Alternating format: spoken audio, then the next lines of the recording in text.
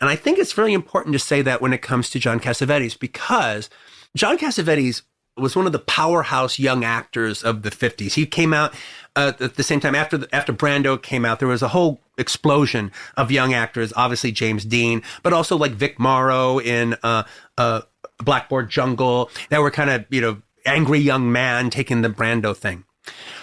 In the 60s, at some point, John Cassavetes obviously made a decision that when it came to being artistically fulfilled, acting wasn't going to do that for him anymore. And the way he was going to be artistically fulfilled was to be making movies and directing them his way and doing them his way. That would be where his artistic fulfillment would come. And he's still an actor and he's still going to do good movies, but artistic fulfillment is not his goal in that. It's simply to do good work and make money, and usually to make money to put into his own movies. His movies aren't shot. His movies are captured. Yeah, and he's never had strong cinematographers, because he's not about that. John Cassavetes doesn't care. John Cassavetes is not going to spend 3 hours lighting a night straight. He's going to spend 5 minutes focusing. It's just not what he cares about. He's about conjuring up moments and capturing something that a normal movie wouldn't capture. Of trying to sit down and write it. I don't even think it plays like what I started it out as at all. It took its own life form. But the thing that made me start that big scene where all the dialogue would kind of just be manipulating this whole event, in a way that was me at the very, very beginning until it became something else. It was me trying to write like a John Cassavetes big improv, big dialogue-driven improv sequence, set piece that would happen in a lot of his movies. And that would be like Ben Gazzara and Husbands. Yes, exactly. That was me trying to write one of his wild improv set pieces, but try to do it on paper. What do you have to think for? I get to think and I go crazy, man, so I don't think. If it overloads me, I run. I love golf. I love pool. I love track.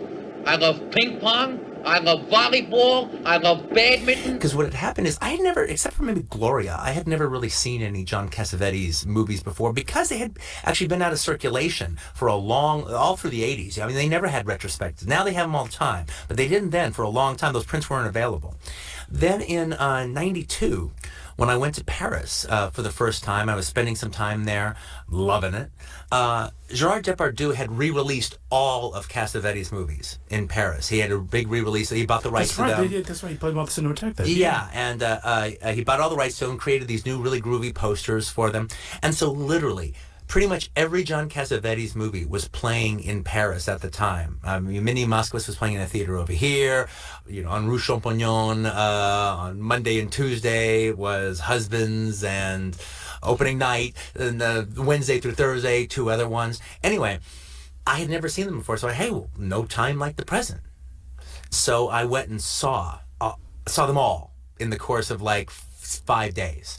And it was a little too much in a very short span of time. I felt like I was on a vacation with them. And they were like my effed up family, and I was stuck with them in Paris. And I thought I was vacationing with Lady Rollins, But the thing is, it was very interesting, and so that sequence. I mean, it doesn't seem like the finished product, but the thing that started it was the idea of that high flying improvisational set piece, but trying to do it on paper, as opposed to just conjuring it up with actors and just seeing where it goes. But if you wanted to rent a 16 print from John Cassavetes, I did it. Oh, really? You called his house. And he answered the phone and goes, okay, yeah, I'll let you rent it. And then you drive up to his house and he pulls it out of the garage. And wait, so you went to Cassavetes' house? I went to Cassavetes' house. I mean, it's almost on the 16 rental circuit. It was like, if you want to rent it, you have to rent it from this company. But the company was John Cassavetes' home. And so he just has 16 prints in his garage. He had racks in his garage where a car would be, and just reels. And okay, what do you want? And he came to the door. Well, his wife answered, and then Jenna Rollins answered. His wife. Jenna Rollins answered, okay, it's Jenna Rollins. And holy she's shit, John! And he came out in a bathrobe. Yeah, what? I was gonna say, I hope he's in a bathrobe. He's in a bathrobe. That's amazing. It did not disappoint. Holy I shit. rented the film, to show at the film school that I was going to. Oh, that's so cool. That was like one of the greatest. And Moments. how many you rent it for 2 days or something like that? Yeah, I rented it for a long weekend. Oh, I rented it for a long weekend, and it was $50 to rent it. Wow. And it was. I paid $50 just to go to John Cassavetes' house. I know. To have that experience. Right? That's John Cassavetes' genre piece, which is a Killing of a Chinese Bookie. Yeah. Okay, no, that's a John Cassavetes movie, dipping its toe into genre while not really giving a fuck about genre, but just doing its own thing, using it simply as a framework. Mm-hmm. And it works or doesn't work depending on how you feel about that. In the 80s, they did this weird little comedy that John Cassavetes directed called Big Trouble. Right. Big Trouble. Yeah, it's Peter Falk and Alan Arkin and Beverly D'Angelo. Yeah, it was a weird situation because it's an anomaly inside of John John Cassavetes' career, because except for the Judy Garland movie he made, it's the only movie he did where he's trying to make a comedy. He's trying to make a movie that's supposed to play at the fucking multiplex. But he's got a chance at a hit. I mean, it's the first time Arkin and Falk have got together in a long time. I remember the script being completely scattered. However, here was the deal about it, though. Columbia thought it was a disaster, but contractually they had to release it. So they literally, and they did this so rarely, it was literally released day and date. Yeah. It was to play at the theater for 1 week just for contractual obligation. Yep. And but that same week it came out on home video. Yeah. They think this is a disaster. They're throwing it out, and lo and behold, Big Trouble gets really good reviews. It got good reviews in the LA Times. It got good reviews from the Herald Examiner. And they go, what the fuck? Yeah. Now, I saw it and I thought it was funny.